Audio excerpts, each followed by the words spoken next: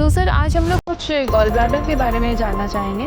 तो सबसे पहले सर कुछ क्लैरिफाई करिए कि ये है क्या गॉल ब्लैडर स्टोन जो लोग बोलते हैं। गॉल ब्लैडर स्टोन क्या होता है? Basically gall bladder stone happens और form in a disease gall bladder. जब गॉल ब्लैडर खराब हो जाता है या काम करना बंद कर देता है तो फिर गॉल ब्लैडर स्टोन बन जाते हैं। गॉल ब्लैडर स्टोन दो तरीके के होते हैं, एक कोलेस्ट्रॉल स्टोन्स और दूसरे पिगमेंटेड स्टोन्स। सपोज किसी को स्टोन हुआ है तो उसको क्या क्या सिम्टम होते हैं gall bladder stone? Gall bladder stone के symptoms maximum time gall bladder stones जब किसी के बनते हैं उनको कोई सिम्टम्स नहीं होते, तो उनको बोलते हैं साइलेंट गॉल। नाउ जो गॉल ब्लैडर के स्पेसिफिक सिम्टम्स होते हैं वो होता है पेन। जैसे मैंने बताया कि ओबेसिटी में थोड़ा ज़्यादा होता है लोगों को। Pancreatitis can land up a patient in ICU very fast and for a very long time. Once you have symptoms of gallbladder disease, you should get operated to prevent these complications, because आप जितना delay करोगे उतना surgery complication तो होंगी, surgery भी उतनी मुश्किल होती जाती है एंड सर्जरी के कॉम्प्लिकेशन भी बढ़ते जाते हैं। लेकिन जिस चीज़ का इलाज सर्जरी है तो बीमारी से ज़्यादा डरना चाहिए, सर्जरी से कम, क्योंकि बीमारी अगर बाहर आ गई it is the key to long life. Exactly, बिल्कुल सर। आज हम लोग आए हैं डॉक्टर वाशु वशिष्ठ के पास जो गंगाराम हॉस्पिटल में है। और sir welcome to our show in नेटसीआर ग्रुप। तो सर आज हम लोग कुछ गॉल ब्लैडर के बारे में जानना चाहेंगे। तो सबसे पहले सर कुछ क्लैरिफाई करिए कि ये है क्या गॉल ब्लैडर स्टोन जो लोग बोलते हैं। Gall bladder is an organ in our body. एक ऑर्गन होता है जो कि एक स्टोरेज रूम टाइप का होता है। बेसिकली लिवर प्रोड्यूसेस बाइल, जिसको कॉमन लैंग्वेज में पित्त बोलते हैं। लिवर प्रोड्यूस करता है, उसका काम होता है digestion mainly of fat. Gall bladder is a store room which stores and concentrates it. Basically उसको स्टोर करता है। जब भी एक्स्ट्रा बाइल की जरूरत होती है बॉडी को तो वो एक गुब्बारे की तरह पिचक के एक्स्ट्रा बाइल को नीचे डालता है एंड एक्स्ट्रा फैट के डाइजेशन में हेल्प कर देता है। That is the main function of gall bladder. अब गॉल ब्लैडर स्टोन क्या होता है? Basically gall bladder stone happens और form in a diseased gall bladder. जब गॉल ब्लैडर खराब हो जाता है या काम करना बंद कर देता है तो उसमें गॉल ब्लैडर स्टोन बन जाते हैं। मेन गॉल ब्लैडर स्टोन दो तरीके के होते हैं, एक कोलेस्ट्रॉल स्टोन्स और दूसरे pigmented stones. Majorly most of the population जो नॉर्दर्न इंडिया की है जिससे हम डील करते हैं उसमें कोलेस्ट्रॉल स्टोन्स बनते हैं। ये और बनते कैसे ये जरूरी है? ऐसा जरूरी नहीं है कि आपकी बॉडी में कोलेस्ट्रॉल ज्यादा है तो कोलेस्ट्रॉल स्टोन बन जाएंगे। Basically there is an imbalance between the bile and cholesterol. आपको मैं एक एग्जाम्पल के माध्यम से समझा देता हूँ। जैसे आप मानो कि आपने चाशनी बनाई है और उसको ठंडा करने के लिए रख दिया, तो उसमें चीनी के जो क्रिस्टल्स हैं वो क्रिस्टलाइज हो जाते हैं और वो नीचे बैठ जाते हैं। उसी तरीके से जो गॉल ब्लैडर स्टोन में जो कोलेस्ट्रॉल होता है वो क्रिस्टलाइज होता है, आपस में क्लम्प अप होता है और वो छोटे छोटे स्टोन्स बना देता है। That is the way gallbladder stones are formed initially. There is a imbalance between bile concentration and cholesterol concentration. तो एक तरीका ये होता है। दूसरे कुछ तरीके होते हैं जैसे कि गॉलब्लैडर में इन्फेक्शन हो जाना या फिर जो हमारा ब्लड है उसमें हीमोग्लोबिन होता है उसका एक्सेसिव ब्रेकडाउन की वजह से पिगमेंट स्टोन्स बनते हैं। This is the other type of stone, but those are rarer than cholesterol stones. Right. And sir suppose किसी को स्टोन हुआ है तो उसको क्या क्या सिम्टम होते हैं गॉल ब्लैडर स्टोन में? देखिए, गॉल ब्लैडर स्टोन के symptoms maximum time gall bladder stones जब किसी के बनते हैं उनको कोई सिम्टम्स नहीं होते, उनको बोलते हैं साइलेंट गॉल्स। बहुत लोगों को गॉल स्टोन्स तब पता चलते हैं जब उनका किसी और वजह से अल्ट्रासाउंड हुआ या कोई और जांच हुई तो उसमें गॉल ब्लैडर स्टोन्स मिल जाते हैं। हाँ। बट इसका मतलब ये नहीं होता कि आप उसकी सर्जरी कर दीजिए या उसका इलाज की जरूरत होती है। Most of the gall bladder stones को इलाज की जरूरत नहीं होती जब तक वो अंदर हैं वो हैं। सिम्टम्स बहुत कुछ वेग सिम्टम्स होते हैं, कुछ स्पेसिफिक सिम्टम्स होते हैं। एक तो पहली बात, गॉल ब्लैडर स्टोन बनते एक स्पेसिफिक पॉपुलेशन में ज्यादातर, जिसको हम मेडिकल टर्म में 4Fs बोलते हैं, fertile female fat 40।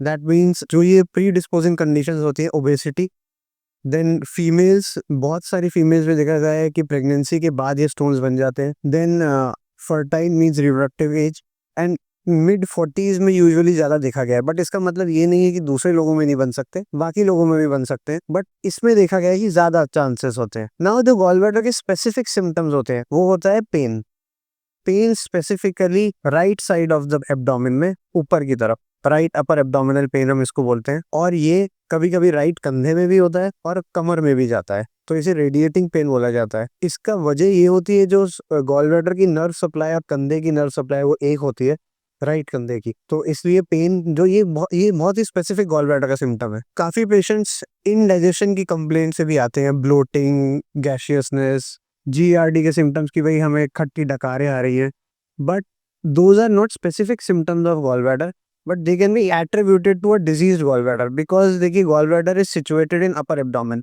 and when it is diseased it can affect the organs alongside it like stomach, duodenum और कभी तो और दूसरा क्या होता है, क्योंकि आपके पास मैंने जैसे बताया था कि gallbladder is a storage system, जब आपका स्टोरेज सिस्टम खराब है तो आपका एक्सेस बाइल नीचे जाना बंद हो गया, पैड वहां पे इकट्ठा है, दैट प्रोड्यूसेस गैसेस एंड इसीलिए गैसियसनेस एंड ब्लोटिंग होती है।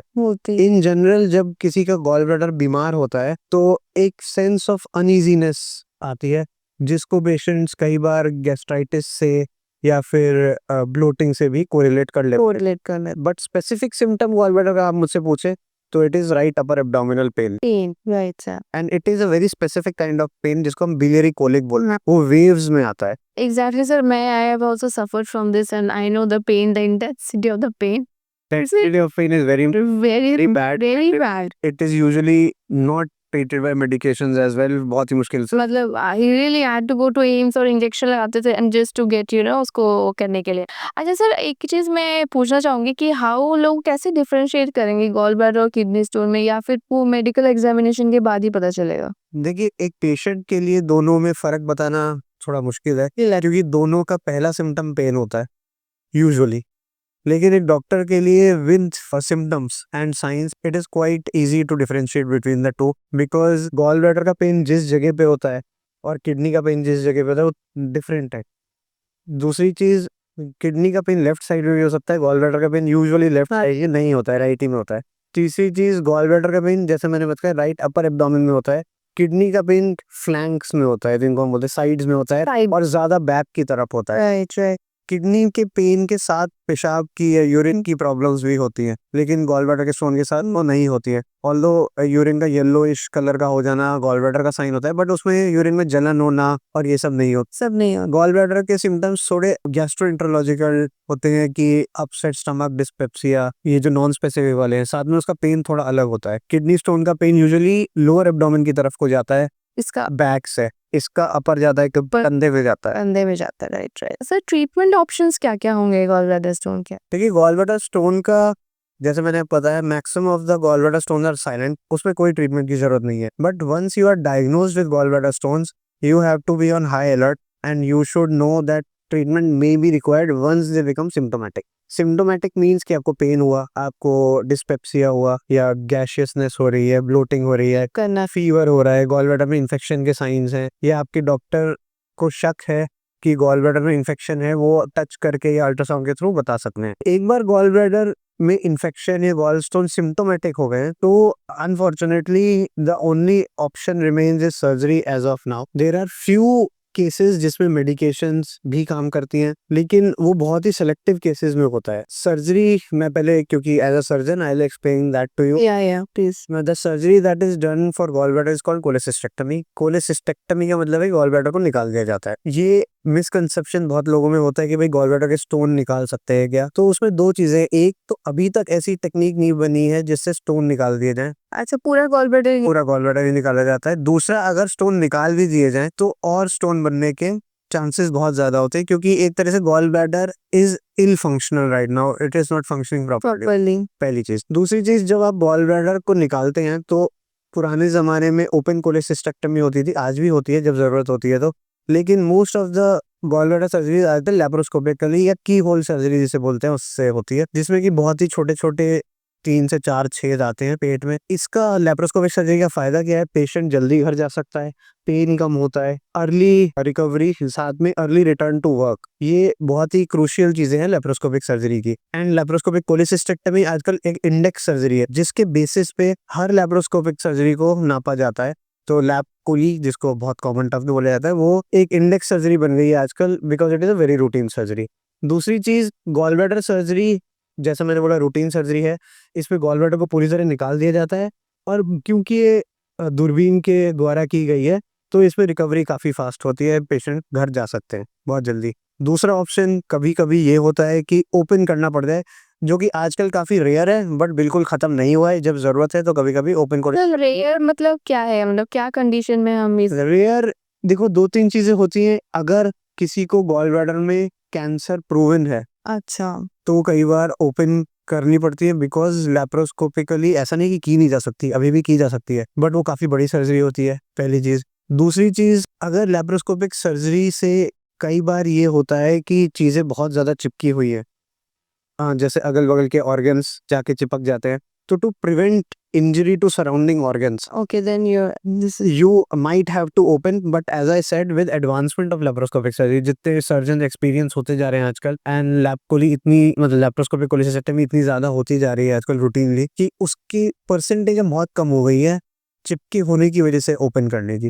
राइट। ठीक है। दूसरी, अगर मैं मेडिकल मैनेजमेंट की बात करूं तो बहुत सारी मेडिकेशंस नहीं है, बहुत सारी मिसकंसेप्शन जरूर है कि कुछ दवाइयां गॉलब्लैडर स्टोन को पिघला देती हैं, घुला देती हैं। एक स्पेसिफिक दवाई है अर्सोडिऑक्सीकोलिक एसिड, उससे कहते हैं कि गॉलब्लैडर स्टोन की साइज कम हो जाते हैं और कई बार घुल भी जाते हैं, but the moment you stop that medication it has been reported कि ये वापस आ जाता है। तो ये बहुत ही सेलेक्टिव केसेस में यूज करना बेसिकली इंटेलिजेंट है। Otherwise ideally speaking symptomatic gallbladder stones, the bottom line is symptomatic gallbladder stones should be operated and should not be ignore. done medical।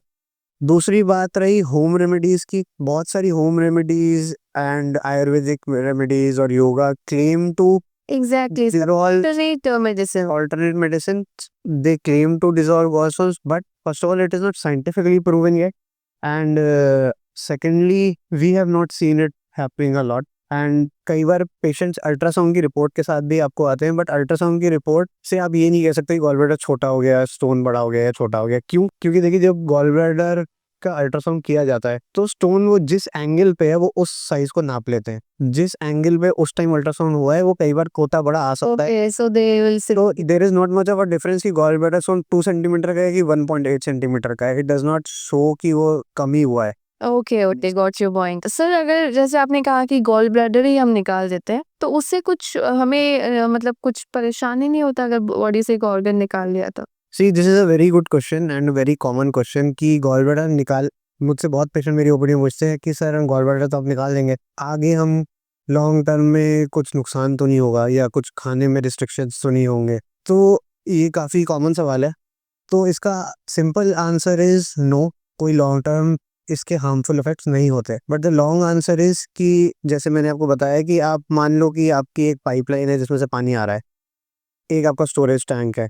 अगर आप स्टोरेज टैंक हटा दो लेकिन पाइपलाइन इज फंक्शनिंग वेल और आपकी supply is normal, तो आपके घर में पानी आता रहेगा। दैट इज द बेसिक फंडा ऑफ इट, क्योंकि लिवर बाइल बना रहा है और बाइल लगातार इंटेस्टाइन में ड्रिप हो रहा है। ओनली थिंग इज आपका स्टोरेज चला गया। उससे क्या होगा?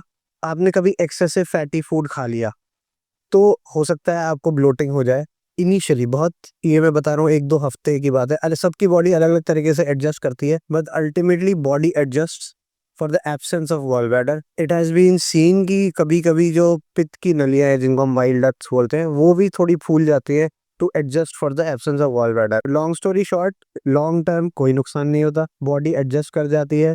हम पेशेंट्स को ज्यादातर ये बोलते हैं your body will tell you what you can eat, slowly and gradually your body adjusts to the absence of gallbladder. कुछ परसेंट लोगों में हाँ लॉन्ग टर्म भी देखा गया है कि फैटी फूड डाइजेशन में थोड़ी बहुत दिक्कत होती है। सर, दिक्कत इन द सेंस मतलब क्या हो? दिक्कत ये होती है कि थोड़ी ईटिंग वगैरह हो? तो वॉमिटिंग तो बहुत बड़ी चीज हो जाती है, वॉमिटिंग नहीं, ब्लोटिंग होना, ब्लोटिंग, थोड़ा अनीज। गैशियसनेस होना, अनईजीनेस होना, वो भी इन लॉन्ग टर्म ठीक हो जाती है। एक चीज होती है पोस्ट कोलिसिस्टेक्टमी सिंड्रोम, जिसमें फैटी फूड खाने से डायरिया हो जाता है बिकॉज वो डाइजेस्ट नहीं हो रहा है प्रॉपरली। वो भी बहुत initial part of gallbladder surgery में होता है, इनिशियल 10-15 डेज, उसके बाद वो भी अपने आप ठीक हो जाता है। वैसे मैंने बोला कि गॉलब्लैडर की एब्सेंस के लिए बॉडी एडजस्ट हो जाती एडजस्ट हो जाते हैं अपने है। आप। तो long term consequences are extremely rare even if they are. अच्छा सर, एक और चीज, जैसे लोग सोचते हैं कि सर्जरी करे नहीं करे या छोड़ देते हैं, जब पेन हो नहीं रहा तो रहने देते हैं, तो इस पे सर आप क्या बोलना चाहोगे? सी सर्जरी से हर कोई डरता है। हर कोई डरता है। Every nobody wants to go under the knife, including me, if I had to undergo it. Yes. And being a surgeon, it is my job to explain when it is needed. मेरे teacher से जैसा मुझे बताया, the best surgeon is who knows when not to operate। When out of it, right? तो देखो gall bladder surgery में जैसे दर्द नहीं हो रहा है आपने बोला, तो साइलेंट गॉल स्टोन्स हैं, उसमें सर्जरी की जरूरत नहीं जरूरत होती। नहीं होती, हाँ। वेट एंड वॉच होता है थोड़ा अपना। आप जैसे मैंने बताया कि ओबेसिटी में थोड़ा ज्यादा होता है लोगों को, एंड अब बाकी चीजें तो आप चेंज नहीं कर सकते, being female you can't check it. being in 40 you can change it, so but the thing you can change is obesity, and that is also at times not changeable, but as far as you हाँ, कई बार medical condition से नहीं हो सकता। तो इस case में क्या होता है, साइलेंट गॉलस्टोन में you have to be just on high alert and not eat fatty diet, control your weight, that's it. और कोई ट्रीटमेंट की जरूरत नहीं होती। कुछ मेडिकेशंस डॉक्टर्स प्रिस्क्राइब कर देते हैं टू डिसॉल्व दो स्टोन्स। अगेन जैसे मैंने बोला कि वो लॉन्ग टर्म जो है बहुत फायदेमंद नहीं है, नहीं। बट एक बार गॉल ब्लैडर के सिम्टम आने लगे, स्पेसिफिक सिम्टम जो कि पेन जो उसके मेन सिम्टम होता है, तब डॉक्टर विल प्रिस्क्राइब यू कि आप जल्दी से जल्दी सर्जरी करा लें। क्यों? बिकॉज गॉल ब्लैडर के अपने सिम्टम्स से इतने सीवियर इनिशियली ना भी हो, बट जो उसके कॉम्प्लिकेशंस हैं they are very dire, leading up to life threatening conditions. अच्छा। सो होता क्या है, गॉल ब्लैडर में दर्द क्यों होता है? जो पत्थर है, जो स्टोन है, that get stuck at a place पर neck of the gall bladder, वो अगेंस्ट प्रेशर स्क्वीज होने की कोशिश करता है एंड पेन होता है। अब वो जब बार बार करता है तो बार बार दर्द होता है, तो gradually frequency and intensity of pain increases, तो आपको अटैक बार बार पड़ेंगे। अब इसको एक बार पड़ जाता है, पहली चीज। दूसरी चीज, गॉल ब्लैडर की वॉल बहुत ही पतली होती है, विथ रिकरेंट अटैक्स वो धीरे धीरे मोटी हो जाती है, एडिमा हो जाता है, स्वेलिंग हो जाती है इन कॉमन टर्म्स। जब स्वेलिंग होती है तो उसकी ब्लड सप्लाई धीरे धीरे कम होने लगती है, तो और उसके अंदर पस फॉर्मेशन होने लगती है, जिससे आपको फीवर आ सकता है, चिल्स आ सकते हैं, शिवरिंग हो सकती है। ये तो गॉल ब्लैडर स्पेसिफिक सिम्टम्स हो गए। In rare, not rare cases, but in drastic cases उसकी ब्लड सप्लाई कम होने की वजह से गैंग्रीन ऑफ गॉल ब्लैडर हो जाता है। That is a very known case, more common in patient with diabetes, and gangrene होकर गॉल ब्लैडर फट सकता है, विच बिकम्स एन इमरजेंसी। ये हो गए gall bladder specific complications. Now जो स्टोन स्पेसिफिक कॉम्प्लिकेशंस है कि स्टोन कभी कभी नीचे स्लिप हो जाता है। स्टोन अगर स्लिप हो गया तो वो कॉमन बाइल डक्ट में जाता है, वहां अटक गया तो आपको जॉन्डिस हो जाएगा, क्योंकि बाइल सारा अटक गया, अब वो ब्लड स्ट्रीम में आ जाता है। उसी की वजह से कोलेंजाइटिस एक चीज होती है जो कि सीवीडी का इन्फेक्शन होता है, that is also very dangerous. उसका आपको इमीडिएट इलाज करना पड़ता है, जिसमें मैं आऊंगा अभी। दूसरी चीज, पत्थर जाके नीचे पैंक्रियाज में फंस सकता है, जिसकी वजह से जो मैं लाइफ थ्रेटनिंग कॉम्प्लिकेशन बोल रहा था, पैंक्रेटाइटिस हो सकता है। Pancreatitis can land up a patient in ICU very fast and for a very long time. So for a condition for which you could have been treated in a day, I know why you would delayed it. a month, Exactly. up to a month in the hospital. And then life threatening भी है symptom. Ideally speaking, once you have symptoms of gallbladder disease, you should get operated to prevent these complications, because आप जितना delay करोगे उतना का surgery complication तो होंगी, surgery भी उतनी मुश्किल होती जाती है, एंड सर्जरी के कॉम्प्लिकेशन भी बढ़ते होता है, क्योंकि अगल बगल की जो चीजें वो भी आगे चिपकने लगती है। एग्जैक्टली। सर फैटी लीवर से का ये लिंक्ड है क्या? See, this is interesting in the sense they are not directly linked to each other, but जो चीज फैटी लिवर करती है वही गॉल ब्लैडर स्टोन कॉज करने की कैपेसिटी रखती है, जैसे कि डायबिटीज, ओबेसिटी, जैसे मैंने बताया। तो there has been a link between something called NAFLD, which is non alcoholic fatty liver disease, and gall stones, even if they are not linked together directly, but they are linked in a causal way, कि जो चीज़ fatty liver करती है वही चीज़ gallstone करती है। तो basically fatty liver वाले लोगों में गॉलस्टोन थोड़े ज़्यादा पाए गए। अच्छा, चांसेस ज़्यादा है। Okay, okay. And sir acidity and gas जैसे आपने कहा वो गॉलस्टोन से होता ही है ना? वही मैंने जैसे बताया, वो गॉलस्टोन रिलेटेड सिम्टम्स हैं, but they are not directly gallstone disease symptoms. They are initial symptoms, जब गॉलस्टोन बनने शुरू होते हैं तो फैट डाइजेशन कम होने की वजह से ये हो जाते हैं, but they are not directly. अगर आपको ये सिम्टम्स हैं तो you should first get check for other things like GERD, which is the reflux disease, gastritis, इन सब को पहले आप ठीक करवाएं उसके बाद क्योंकि they are not specific gall bladder symptoms. And sir what are the post op care like और पोस्ट ऑपरेशन केयर क्या होना चाहिए? देखो, पोस्ट ऑप केयर में 3 चीजें होती हैं, इमीडिएट पोस्ट ऑप, फिर घर जाके early post op, and then later post op basically. तो इमीडिएट पोस्ट ऑप में तो the moment it starts whence you are shifted out of operation theatre, that point of time the main concern is pain. तो उस time तो आप you are under direct care of the doctor and the nurse, you are in the post operative recovery room, you are little groggy, but उस वक्त pain control is the main thing in any laparoscopic surgery, be it gallbladder bleed, hernia, be it whatever, recovery depends on early ambulation. मतलब patient जितना जल्दी चल फिरने लगे उतना उतना अच्छा है, क्योंकि that improves the circulation, that improves even the digestion and blood flow to the intestine increase. Basically in general the blood flow increase and patient recovery is fast. Fast है। अब जो है आपको जो लॉन्गर टर्म में पूछ रहे हैं उसमें ये होता है एक बार आप घर चले गए तो क्या, एक बार आप घर चले गए तो ऑनेस्टली यू कैन, ये थोड़े से लोगों के दिमाग में होता है कि भाई हम क्या क्या खा सकते हैं, प्लीज हमारे लिए डाइट चार्ट बना दीजिए कि आप स्पेसिफिक ये बताइए। तो ऑनेस्टली जो भी आपके घर पे बनता है वो खा आप खा सकते हैं।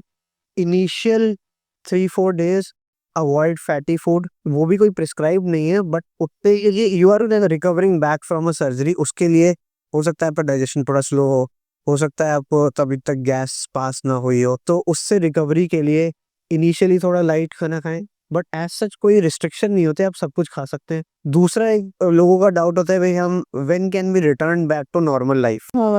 अब सबकी नॉर्मल लाइफ अलग होती है। Somebody's normal life is daily going to gym and lifting heavy weight, and some people's normal life is sleeping till 10 o'clock. So, but returning to normal life after a gallbladder surgery is not affected by the surgery basically. अगर आप जो भी घर पे खाते हैं, morning walk पे जाते हैं, जॉगिंग करते हैं, गार्डन में जाते हैं, from next day onwards you can do everything. You can take a bath with soap. You can eat whatever is cooked at home. We prescribe at home because जो आप बाहर खाते हैं उसमें इन्फेक्शन की गारंटी कोई नहीं ले सकता। हाँ, तो बाहर घर हुआ। हाँ, basically that. The earlier you return to your normal activity, the earlier is your recovery. So as I told you before कि recovery हर patient की अलग speed पे होती है, लेकिन early recovery is attributed to early ambulation. And खाने पीने, भागने दौड़ने, morning walk पे जाने, इसमें कोई restriction नहीं होते, especially in the era of laparoscopic surgery. Right, exactly sir, मतलब क्विक रिकवरी, तभी तो ये सर्जरीज होती है। तभी अब होल का एडवेंट हुआ है और patient early recovery. Early recovery, ठीक है। और सर कुछ ऐसे एज बायस तो नहीं होता कि अगर ज्यादा एज है तो रिकवरी टाइम ज्यादा लगेगा? See, recovery time per se does not depend on age, but healing time does. As you age, your healing time slows down. If you have diabetes, the healing time slows down, but that does not mean you stop doing things. आप जो है अपनी घरेलू चीजें करते रहें, healing will happen at its own pace. And मैं तो पेशेंट्स को बहुत बार समझाता हूँ कि आप अपनी रूटीन एक्टिविटी, डेली एक्टिविटी में जल्दी आ जाइए। That's the value you're needed. इतना टेंशन मत लो, हो ही सर्जरी ना हुई और like The disease part is out, so you are a healthy person. Exact, so इतने टेंशन मत लो एंड देन वी जस्ट एक बहुत कॉमन सवाल होता है पेशेंट्स का कि जी हम दूध दही खा सकते हैं, ये नहीं, it is a very common misconception कि आप दही खाओगे या दूध खाओगे तो आपको पस हो जाएगा। ऐसा नहीं होता है। ऐसा नहीं होता। दही is a very good probiotic, you should eat it. It has now in later studies been proven directly related to reduced infections, early recovery. Wow, दूध से आई थिंक दही इज बेटर। दही इज दही इज बेटर नहीं। देखिए and में मैं ये कहना चाहूँगा सर्जरी से डरना काफ़ी स्वाभाविक है, मुझे भी अगर करवानी पड़े तो शायद मैं भी थोड़ा डरूं, लेकिन जिस चीज़ का इलाज सर्जरी है तो बीमारी से ज़्यादा डरना चाहिए, सर्जरी से कम, क्योंकि बीमारी अगर बाहर आ गई and it is the key to long life. Exactly, बिल्कुल सर। और जैसे आपने एक्सप्लेन किया कि कितना इजी हो गया आजकल surgery and all with laparoscopy का, तो डरने की तो कोई बात ही नहीं है। और अगर हम उस स्टोन को पालेंगे अपनी बॉडी में, कैसे आपने बोला कि कितना कॉम्प्लिकेटेड हो जाता है, इनफैक्ट लाइफ थ्रेटनिंग भी हो जाता है। सर को कांटेक्ट करिए, हम सर का नंबर अभी आपके स्क्रीन में अभी दिखा रहे हैं, तो any time you can contact him. And thank you again sir for coming to in FCR group. Thank you.